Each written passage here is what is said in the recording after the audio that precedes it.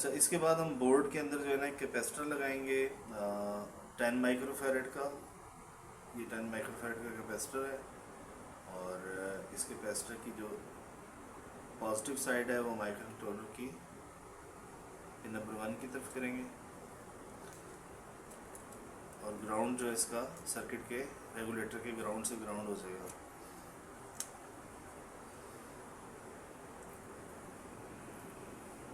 इसके बाद हम इसमें एक एलईडी लगाएंगे जो कि हमें ये बताएगी कि रिले ऑपरेट हो रही है। यहाँ पे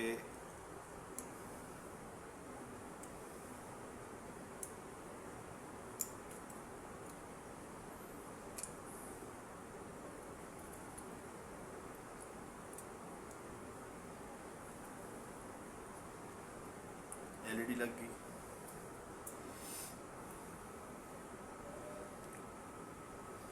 एलईडी को ऑपरेट करने के लिए हमें 1 किलो ओम के रजिस्टर की ज़रूरत है क्योंकि रिले की कॉइल के ऊपर 12 वोल्ट आ रहे होते हैं और 12 वोल्ट को कम करने के लिए एलईडी का करंट कंट्रोल करने के लिए हमें 1 किलो ओम रजिस्टर की ज़रूरत होती है।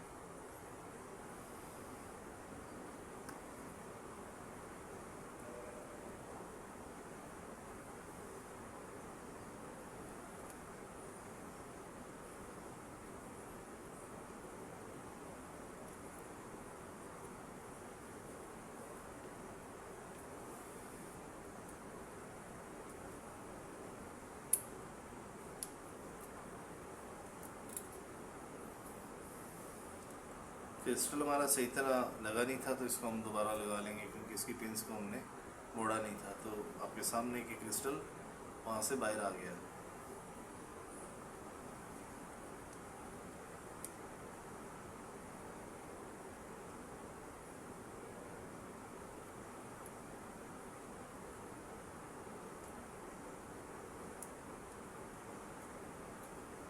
इसी पिंस को हम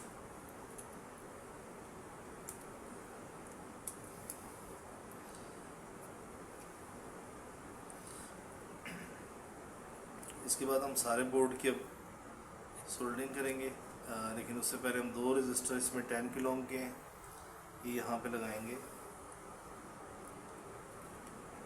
ये माइक्रो कंट्रोलर की जो सीरियल पिंस होती हैं जिनके ऊपर ब्लूटूथ कनेक्ट होगा या कोई भी सीरियल डिवाइस कनेक्ट होती है तो वहाँ पे हम 2 10K के पुल अप रजिस्टर लगाते हैं ताकि कोई लंबी वायर अगर सीरियल पिनों के साथ लगाई जाए तो उससे कोई नॉइज़ माइक्रो कंट्रोलर के अंदर जाने का अंदेशा ना हो।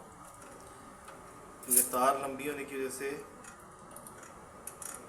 किसी भी ब्लूटूथ डिवाइस की या कोई और डिवाइस है जो सीरियल डिवाइस है उसकी अगर तारें लंबी हो जाएंगी और माइक्रो कंट्रोलर की जो पिन्स हैं वो फिर उन वायर्स के थ्रू हवा में से कोई भी एसी सिग्नल पकड़ सकती हैं जिसको वो डाटा समझेंगी और कंट्रोलर की पिन में कोई नॉइज़ चली जाएगी, एसी नॉइज़, तो जिससे कम्युनिकेशन में मसला हो सकता है ब्लूटूथ की। तो इस मकसद के लिए फिर हमने यहाँ पे 2 10K के रजिस्टर लगाए हैं, एक इसकी रिसीव पिन पे लगाया और एक इसकी ट्रांसमिट पिन पे लगाया जो कि सीरियल डाटा ट्रांसमिट रिसीव की इसमें DX RX की पिन्स होती हैं।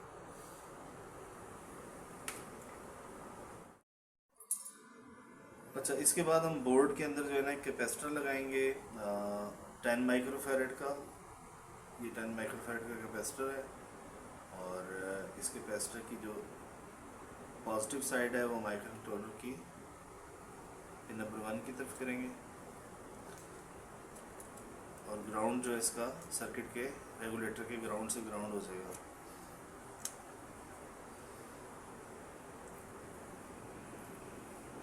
इसके बाद हम इसमें एक एलईडी लगाएंगे जो कि हमें ये बताएगी कि रिले ऑपरेट हो रही है।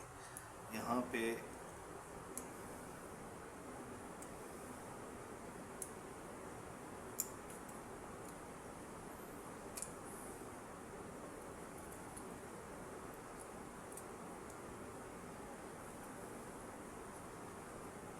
एलईडी लग गई।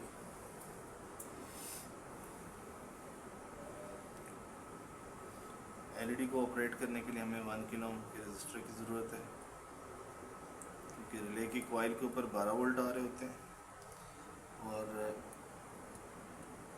12 वोल्ट को कम करने के लिए एलईडी का करंट कंट्रोल करने के लिए हमें 1 किलो ओम रजिस्टर की ज़रूरत होती है।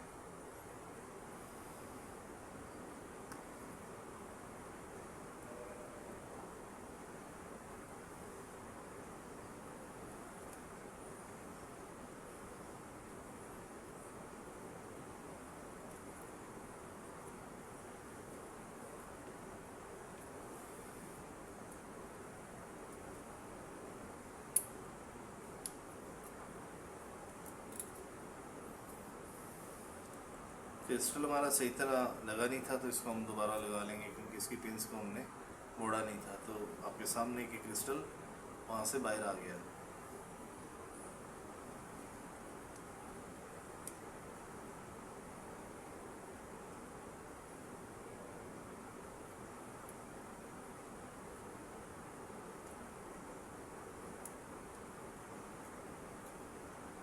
पिंस को हम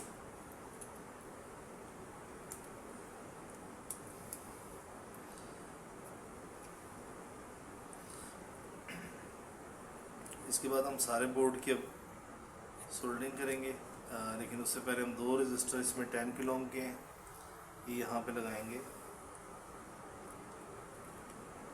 ये माइक्रो कंट्रोलर की जो सीरियल पिंस होती हैं जिनके ऊपर ब्लूटूथ कनेक्ट होगा या कोई भी सीरियल डिवाइस कनेक्ट होती है, तो वहाँ पे हम 2 10K के पुल अप रजिस्टर लगाते हैं ताकि कोई लंबी वायर अगर सीरियल पिनों के साथ लगाई जाए तो उससे कोई नॉइज़ माइक्रो कंट्रोलर के अंदर जाने का अंदेशा ना हो। क्योंकि तार लंबी होने की वजह से किसी भी ब्लूटूथ डिवाइस की या कोई और डिवाइस है जो सीरियल डिवाइस है उसकी अगर तारें लंबी हो जाएंगी और माइक्रो कंट्रोलर की जो पिन्स हैं वो फिर उन वायर्स के थ्रू हवा में से कोई भी एसी सिग्नल पकड़ सकती हैं जिसको वो डाटा समझेंगी और कंट्रोलर की पिन में कोई नॉइज़ चली जाएगी, एसी नॉइज़, तो जिससे कम्युनिकेशन में मसला हो सकता है ब्लूटूथ की। तो इस मकसद के लिए फिर हमने यहाँ पे 2 10K के रजिस्टर लगाए हैं, एक इसकी रिसीव पिन पे लगाया और एक इसकी ट्रांसमिट पिन पे लगाया, जो कि सीरियल डाटा ट्रांसमिट रिसीव की इसमें TX RX की पिन्स होती हैं। अभी इस पीसीबी बोर्ड में हमने तमाम जो है ना वो कंपोनेंट्स लगा लिए, सोल्डिंग नहीं की है लेकिन सिर्फ कंपोनेंट्स को डाल दिए।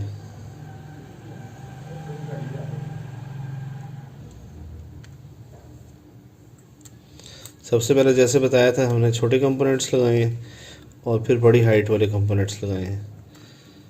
ये कैपेसिटर्स हैं, ये वोल्टेज रेगुलेटर है, ये एलईडी है, ये ऑप्टो कपलर है, ये क्रिस्टल ऑसिलेटर है, ये रेजिस्टर है, ये रिले स्विच है जो हमारे वाटर पंप को ऑन ऑफ करेगा। इसके बाद यहाँ पे हमारा अल्ट्रासोनिक सेंसर लगेगा, यहाँ 2 एलईडीज़ लगेंगी जो मशीन के बॉक्स के साथ कनेक्ट होंगी।